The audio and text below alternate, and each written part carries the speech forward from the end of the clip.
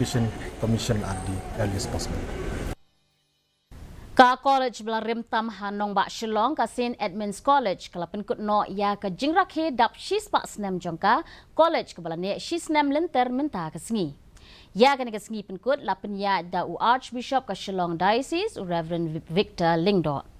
Haba a jingkren Reverend Lingdo ulong ba ka Spah Snem kam de ka dak jong ka jinglong temen hinrai ka jing sedang jong ka jing ya lenti bathamai da ka bakadoru ba ha Spah Snem balalej ka college kala yai ne scam bat kan yai beteng ban syakri ya ka imlang ka salang.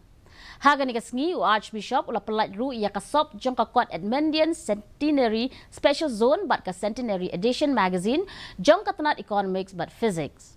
Ka St. Edmund'S College kelas dang ya ka Jingrakhe dap Spah Snem ha ka santarik unaiwing usnem baladep ya ka ni ka college bala rimtam ha ka jela la seng ha usnem syajar kendai Spah arpula.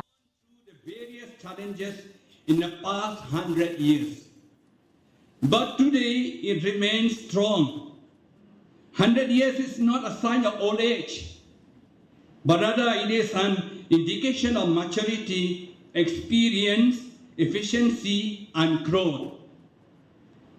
On behalf of Shillong Archdiocese, I wish to express my sincere gratitude to the Blessed Edmund'S, the founder of the CFC congregation, and to all the members of the Congregation of Christian Brothers